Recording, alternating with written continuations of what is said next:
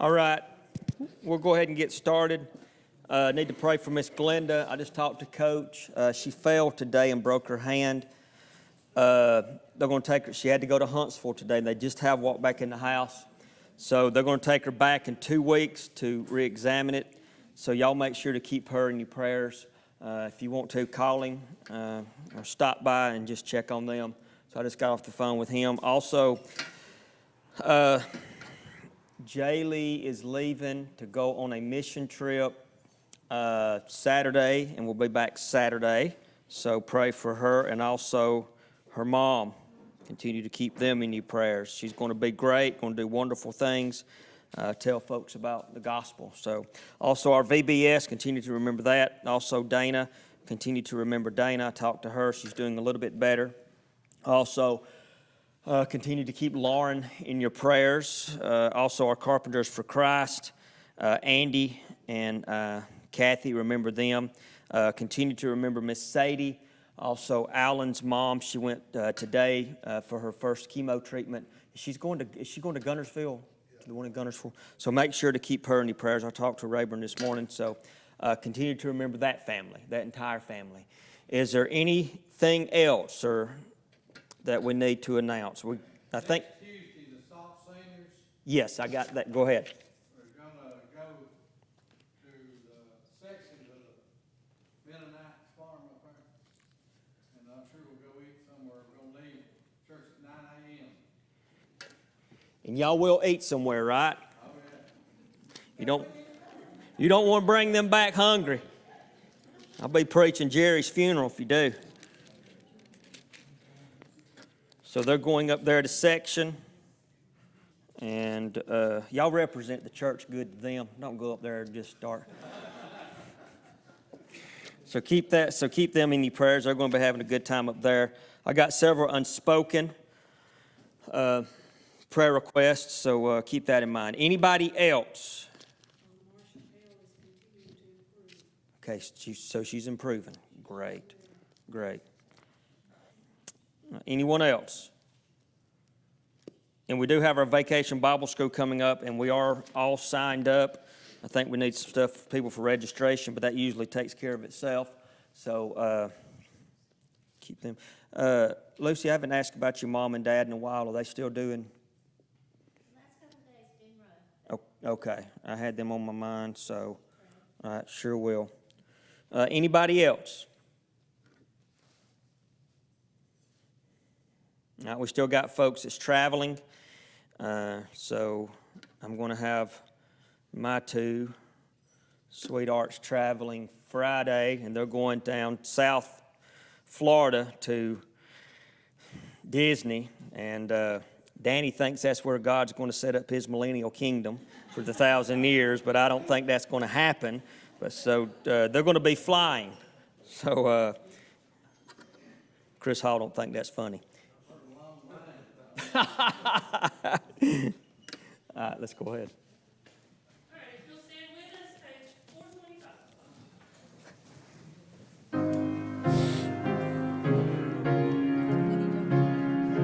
Are they still able to go to the senior center? I was mowing yesterday, and I thought I got to thinking about them. So are they going to be around this week or next week in their house?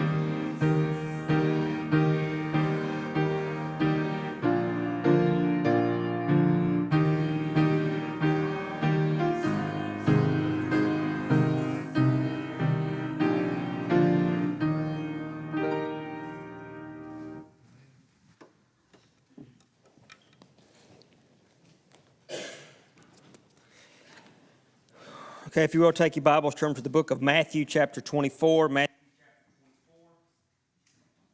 Still continuing with our parables, and we got into a lot of the introduction last week. We'll try to get through this hopefully in the next couple of weeks. But continue to keep Miss Glenda in your prayers. I told Coach if he needed anything to let me know or somebody know, but they had just got home not too long ago. They're very tired, so just check on them. Probably in the morning. Matthew chapter 24, Jesus Christ describing to his disciples about the second coming of Jesus Christ. And we went through this a couple of years ago, but we finished it up and we kind of laid out the chapter as far as Matthew chapter 24 goes. And it pretty much runs the tribulation, what Matthew chapter 24 is. It's pretty much the tribulation and then the second coming of Jesus Christ. Jesus Christ is informing his disciples that what they are going to be looking for, and remember, they asked him a series of questions in verse 3, and when is the time of your coming? What marks the end of the world? What should we be looking for? And he starts going over a series, and the reason, now, keep in mind, he mentions a parable in Matthew chapter 24, which is the parable of the fig tree. But this is not a parable in a sense in Matthew 24. But the reason we study Matthew chapter 24 before we get into the parables that you find are the last parables that Jesus Christ is going to speak in Matthew chapter 25, because if you start reading Matthew chapter 25, it really makes, you get it confused with the rapture, and you will not be looking at it as the second coming of Jesus Christ. A lot of people, I hear a lot of preachers and people will preach Matthew chapter 24 and also Matthew chapter 25 as the rapture of the church, and it is not the rapture of the church. The rapture of the church has already taken place when you get to Matthew chapter 24 and Matthew chapter 25, and am I on?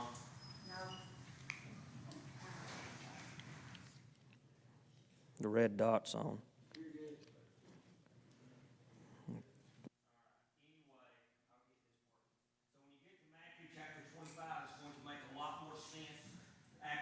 Matthew chapter 24.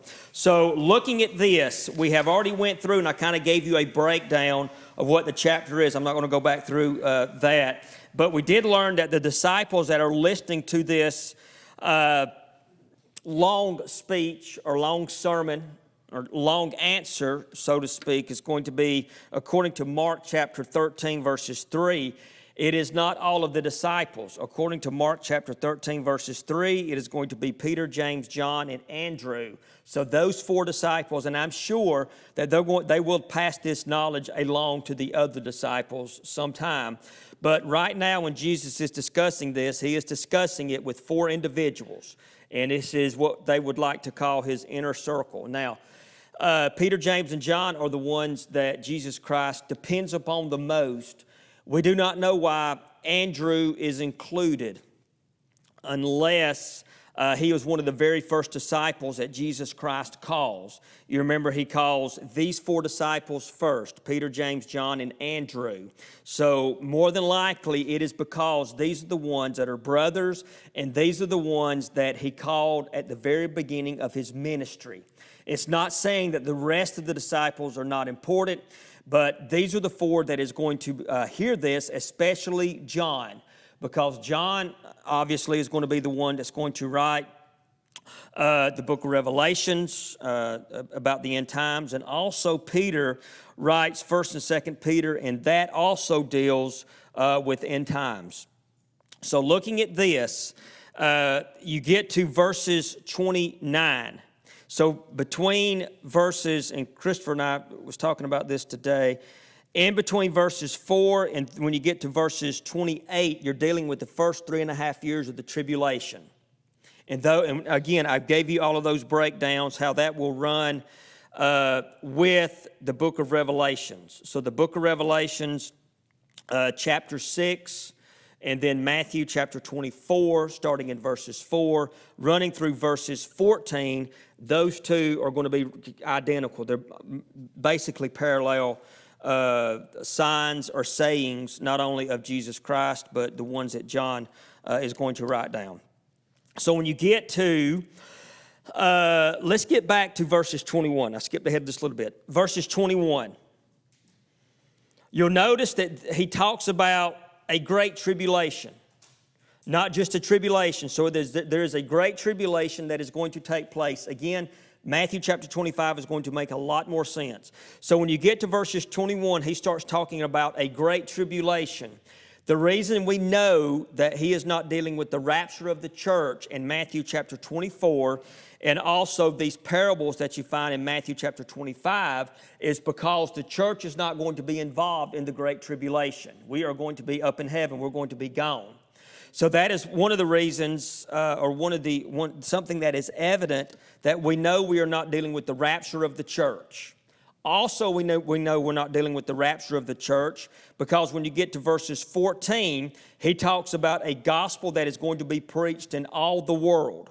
Okay, so it is a gospel that's going to be preached everywhere, and that is a main event that's going to be taking place during the Great Tribulation. That is when you have the 144,000 sealed Jews, or the sealed John the Baptist, so to speak, and they go out and they give the gospel to the known world at that time. We know that the church is not involved in that, and we know that this is not the rapture because we are gone. The church now here on earth in 2026 is preaching the gospel. During the Great Tribulation, we will not be preaching the gospel, we will not be hearing the gospel, but we will be spending the next 7 years with the one who the gospel is all about. So that's a couple of things that you'll notice. It's not about the rapture of the church, that you are dealing with the Great Tribulation. But when you get to verses 21, it says, "For then shall be a great," this is the last 3.5 years, and everything that has been going on in the news, and I know that what happened to Israel October the 7th, and is that coming up on 2 years, or has it already been 2 years? We're coming up on 3 years. Is it coming up 2 years or 3 years? I can't really remember. But ever since that October the 7th massacre, you'll notice there's been one country, and Israel has always been in the news, but for the last 2, we'll say 3 years, there's been only one country that has been in the news day in and day out, and it is Israel. Literally, it's not Iran and it's not America. Literally, every time you turn on the news, it's going to be talking about something with Israel. So we understand that the Great Tribulation is not about the church. The Great Tribulation is about bringing the nation of Israel back to God, and the Jewish people back to God. Because for the first 3.5 years, they're going to be clinging on to the Antichrist. He's going to make them all of these promises, how he is going to protect them. And what is Israel?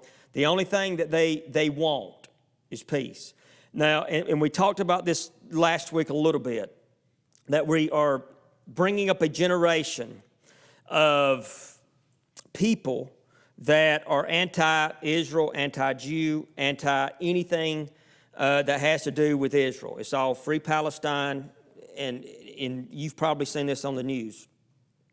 So right now, Israel, more than anything, is trying to find peace. They're getting bombed every day. So what the Antichrist is going to do is he's going to bring a false hope and a false peace to these people. And you can find that actually in Revelations chapter 4 when it starts dealing with the 4 horsemen. So you can do a private study about that. So all of that takes place between Matthew chapter 24 verses 5 running all the way through verses 15. So when you get to verses 15, this is the last 3.5 years of that Great Tribulation, because that's when the Antichrist, and he is a type of Antichrist that is in between the Testaments. We talked about that. He's found in the book of Daniel, found in the book of 2 Thessalonians, and also found in the book of Revelations. He is a type of the Antichrist. He is going to set himself up as a god, and he is going to demand to be worshiped. He is going to do away with all the daily sacrifices at that time during the Great Tribulation. And he is going to demand that the nation of Israel, that the people of the world, deem him as God. And the Jewish people are going to revolt. They're going to turn against him. And in them turning against him, then he is going to start slaughtering Jews or anyone that associates with Jesus, anyone that associates with God, anyone who claims to be a follower, but especially the nation of Israel. He is going to slaughter them. And that talks about that in verses 15 of Matthew chapter 24. And then he tells us, and this is very important, the book of Matthew has one verse that tells us we need to understand everything that is said. But when you get to the book of there's no other book that says this besides the book of Revelation. So why is it important to study not only the scriptures, but also continue to study about the future? And you'll find in the book of Revelations, and you'll also find in the book of Matthew that we are told to read and to understand not only that, but also keep these words. Because it tells us in Matthew chapter 24, and you'll see this, is found in verses 15, whoso readeth, let him understand. So if somebody is putting that in there, that is extremely important. I know we got a lot of school teachers in our congregation, and probably more than 1,000 times in their school teaching career, they probably heard a student saying, is this going to be on the test? Is this going to be on the test? And they always tell lies and say no, but it always is. But in verses 15, he is telling them, you got to read this and you have to understand it. Well, you say, well, Brother Chris, this is talking about the nation of Israel, so we as Gentiles, we as the church, don't need to understand it. Yes, we do. Because we need to understand this not only as followers of Christ, but we need to understand this as a church to see how the church stands with the nation of Israel. And for us as preachers and teachers and deacons and anybody that holds a position in the church and any follower of Christ can warn people that this is a day that is going to be coming. And I believe it's a day that's going to be coming very, very, very soon. Very soon. So, with that being said, verses 16. Now, again, he's dealing with the nation of Israel because there is a word in there that lets us know. Look, he says, then let them which be in where? Judea. All right. Where is that located at? In America? It's located in Israel. Okay? Keep that in mind. He says anyone, and he is using that in a broad sense. It's basically an umbrella term describing the nation of Israel. Any Jew in that area. This is what he says. He says, anyone, let them flee to the mountains. When should they flee to the mountains? When does the verse right before that say? When you therefore shall see the abomination of desolation spoken by the Daniel prophet, the prophet Daniel, and we looked at that in Daniel chapter 9, verses 27, who standeth in the holy place. All right. Where's the holy place at? If you look in the book of Exodus, Leviticus, Numbers, Deuteronomy, you'll find out that the holy place is the holies of holies that is in the temple, or we call it the temple of Moses, the wilderness temple. And then, of course, Solomon sets up a holies of holies in the Old Testament. And then Herod then sets up one, and then it is destroyed in 70 A.D. But there is going to be another temple that is going to be raised up. So there has to be another temple that is going to be raised up in order for there to be a holy place. There's no other holy place. It's not Baptist Church, because we're looking at Judea, and we're looking at verses 15, the holy place. When you see the abomination of desolation spoken by Daniel, he that standeth in the holy place. Who is this? This is the Antichrist, all right? Going into the holy place. And again, if you want to do any type of history or any type of research on this, just start studying this individual by the name of Antiochus. He is a Greek king during that time that ruled and reigned over the nation of Israel. And he is a type of the Antichrist. So you can go and do that study for yourself. It's really interesting. But this is a warning that he gives in verses 17. Let him which is on the housetop not come down to take anything out of his house. Okay? Now, if we're dealing with the people say, well, this is about the rapture. Then what's people doing on the housetop? People's on the housetop, where should they be going? Up to heaven in the rapture. So this is not the rapture. This is the second coming of Jesus Christ. Dealing with this is what's going to be happening right before the second coming of Jesus Christ. Let him which is on the housetop not come down to take anything out of his house. Neither let him which is in the field return back to take his clothes. It's almost kind of like when you hear a tornado siren going off. What does the weatherman and what does the tornado siren mean instantly? Find your safe place. Get in somewhere. Get in the bathtub. Put a football helmet over your head. Do something. Don't go out and do anything. Make sure that you're taking all precautions. And he's telling these people, and again, keep this in mind, these disciples are thinking, okay, this is going to be in our lifetime. This is possibly what he's talking about. They are thinking, according to the book of Luke, this is going to be happening in the next 20 to 30 years. So we need to really start preparing for this. We need to really start getting ready for this. And one of the reasons that the disciples had such a hard time in getting the gospel out to the Gentile world. And we know, looking at when Peter is told to go preach the gospel to a Gentile, he's very apprehensive about that. They're very apprehensive about leaving the temple. As a matter of fact, all during Pentecost and mostly all during the book of Acts, the disciples never leave Jerusalem. Have you ever noticed that? The only one that really leaves Jerusalem is going to be Philip, and it's going to be Peter, and he goes to Joppa, and that's about it. The rest of them stay. You get into secular history to find out what happens to them later, but the Apostle Paul was not a disciple of Jesus Christ. He was an apostle, but he was not an original disciple of Jesus Christ, so obviously he went outside of Jerusalem. But the majority of the disciples stayed put in Jerusalem. But there was a certain prejudice about them to the Gentiles. And I got a commentary, and this guy makes an interesting note. He said, probably one of the reasons that they were so hesitant to get outside of Jerusalem and to get away from the temple is because in their mind, what is Jesus Christ talking about in Matthew chapter 24 is going to be happening in their lifetime, so they better stay put in Jerusalem where all of this is going to be centered.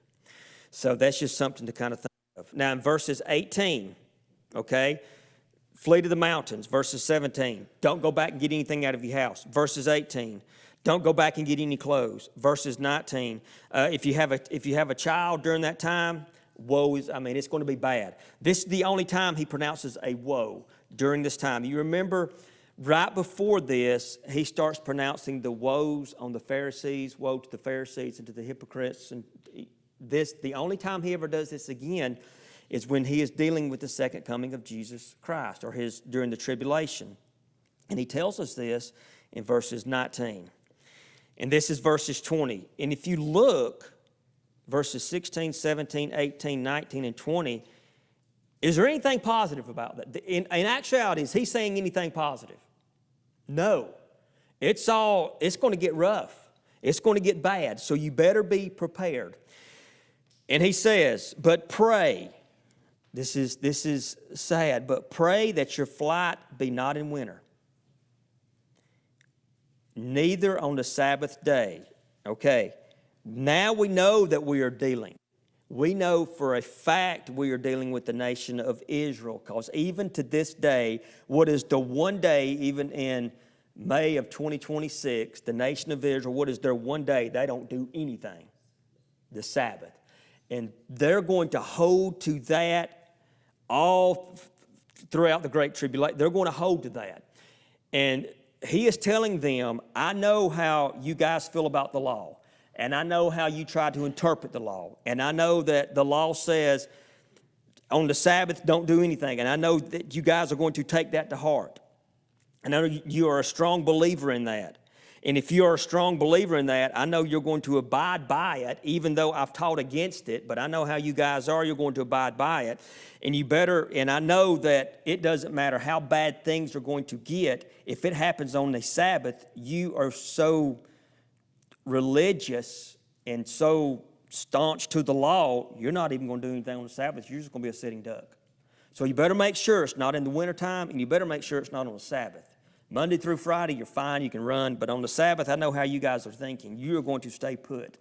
So in 5 verses, he tells them it's going to get bad. And they're probably thinking there's no way it can get any worse. Okay, this is as bad as it's going to get. There's no way it's going to get any worse. And then he comes in verses 21. For then shall there be a great tribulation. Wow. So he's went from bad to very bad. He says, then there's going to be a great tribulation. Everything that is happening from verses 4 all the way through 14 is rough. And then he is going to give in verses 15 something that is going to happen very quickly, and that's going to usher in, and we find out in verses 21, the great tribulation. And he describes this time not only as Jacob's trouble, but he also describes this time as a great tribulation, such as was not since the beginning of the world to this time, nor anything else like it. In their eyes, according to these individuals, let's just say we're sitting in 30 AD and we're listening to this. We're one of the 4 that's lucky enough to hear this. When he says there's not going to be anything this bad since the beginning of the world, what is the one world catastrophe that they know about? The flood. He's telling them, you thought the flood was bad? This is going to be worse than the flood, and there's not going to be anything even compared to that. So if you're looking at this, in the flood, when you get to Matthew 24, it's probably 4,000 years in the past to them, 3,500 to 4,000 years in the past. So he's telling them, since the flood, nothing's going to be, you think the flood's bad, it's going to be a lot worse. And he is saying that this is all going to start in the last 3.5 years. Verses 22. And except, here's a little breathing room for them, except those days be shortened, there shall no flesh be saved. That is horrifying. And this is what I don't understand. And I've heard people say this, and you've probably heard people say this. I'm just going to take my chances during the rapture and get saved during the tribulation. I've heard people say that. Is he giving them very much hope? Is there any hope? He's not giving them much hope at all. And he says, and except those days be shortened. I'm going to shorten this down to essentially to about 3.5 years, because if I let this thing drag out, nobody's going to get saved. The entire known world at this time is going to be slaughtered. But for the elect's sake, again, who are we dealing with in Matthew chapter 24 and Matthew chapter 25? What country? What nation? Yeah, nation. Israel. What lives in Israel? Jews. Who is God's chosen people? The Jews. All right?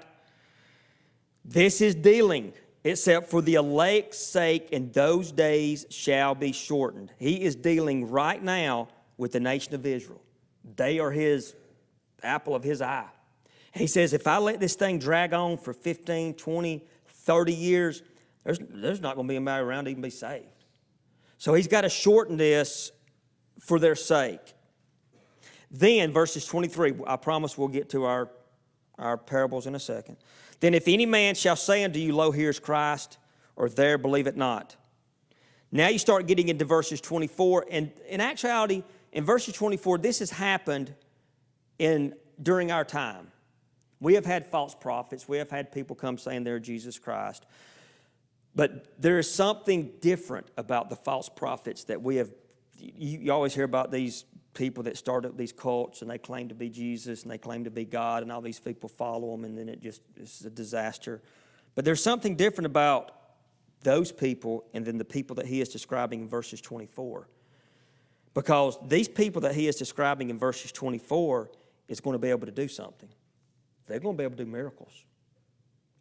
As far as I know, the false religious leaders that, we've studied about in history and we've seen on TV, they've not been able to do any of this. They can talk, and get people to follow them, but they've not been able to do a miracle. These people, he is saying, they're going to show you great signs and wonders. and they're going to even deceive the very elect. The people of it. There's some people that's going to be actually following these people. So in verses 25, he says, I've told you about this, and I've told you, and I told you. And then he starts talking about in verses 32 about the fig tree. And the nation of Israel, I know the nation of Israel sometimes is looked at as a dove, but their tree is a fig tree. And what he is talking about the fig tree, he says, now remember the parable, this is verses 32.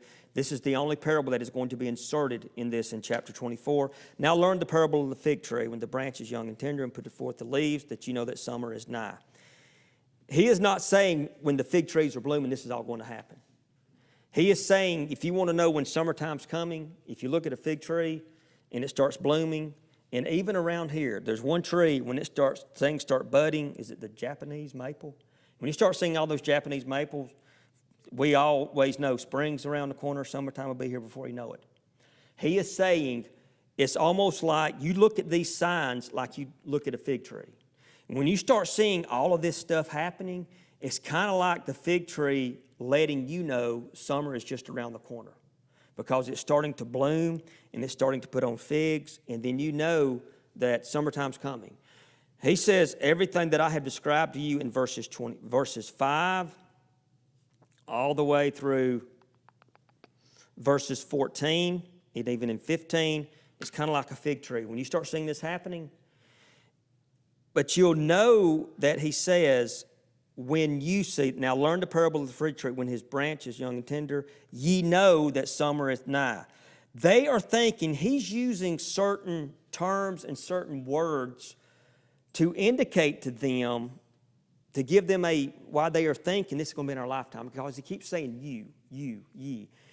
And we talked about this last time. In order for a prophet to be considered a true prophet, something he prophesies has to come to fruition, right? What is the one thing that is going to come in place during this? 70 AD with the destruction of, and he's talked about this. So they're going to think when they see that destruction of Jerusalem, all right, he was right about that. Everything he talked about. So, all right, now look. Now let's look at this. And I've heard a lot of people talk about this, okay? Verily I say unto you, this generation shall not pass. And I've heard people say, and there is a belief that is going around, and it was very popular back early in the turn of the century, and it has made a resurgence in the last 15 years. And it is a belief that everything that Jesus Christ is talking about in Matthew chapter 24 and also the book of Revelations has already taken place. That's all ancient history. And they always point out this one verse. This is the verse they hold on to. This generation shall not pass till all these things are fulfilled. He is not saying your generation. He is saying this generation. What generation? The generation that is alive during everything that is happening up until then. He did not tell them your generation. He says this generation. What generation? The generation that he is describing, the generation that is alive. And he said, if you're in this generation, when you see all this happening, you know it's fixing to come to a head. Now, let's get to, I think we've finished that up. Let's look and start looking in verses 50 and 51 of that chapter, and we're going to try to finish up with this. And I promise next week we will get into the parable. Then the Lord of that servant shall come in a day when he looketh not for him, and in an hour that he is not aware of. And he shall cut him asunder, and appoint him his portion with the hypocrites. There shall be weeping and gnashing of teeth. He's describing the Antichrist. He is describing the battle of Armageddon, is what he is describing there. And he says in verses 50 and 51, when you see this happening, when the servant comes and he destroys the Antichrist and he gets rid of all the hypocrites, the false Christians and the false disciples and the false Christ, and then that's the end of it. And then we have the 1,000-year reign. But what he does in chapter 25, he's going to piggyback off of chapter 25 and off of chapter 24 into 25, and he's going to start giving parables. And what he is saying, and we're going to close with this, in these parables in chapter 25, he is going to relate these parables to what is going to be happening in chapter 24. All right? And the one we're going to be looking at, we're going to look at all of them, but the one we're going to be looking at is the parable of the 10 virgins, and that's going to be running from verses 1 all the way through verses 13. So when you get home, read that parable. And then he begins another parable in verses 14 for the kingdom of heaven. And he starts that in verses 14 and also in verses 1 for the kingdom of heaven. So you're going to have 2 parables that he's going to be talking about in that chapter. So we're going to be looking at that next week. Don't forget to remember all the prayer requests. Don't forget about the trip that is coming up at 9 o'clock. I know it's on. What day are y'all leaving? Second. So y'all keep that in mind. Thank you guys for signing up for the Bible school. I'm looking forward to that. Pray that we have a ton of kids that we get to give the gospel to. And also that sign-up sheet is back there in the back about the DeKalb County Child Food Distribution. It's going to be taking place. So we need about 20 volunteers for that. So it's going to be from 3:30 until 6:30, the date that's on that. So we're just going to be going down here to Crossville Elementary to do all of that. Anything else?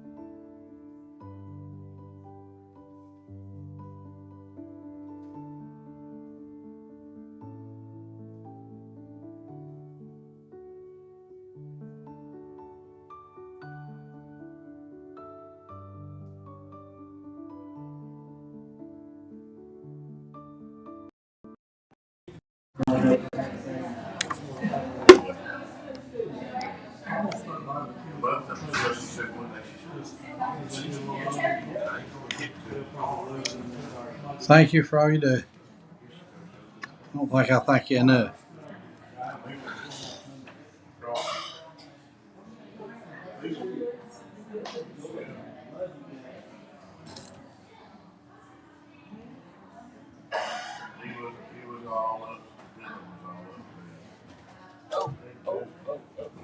All right, I'm gonna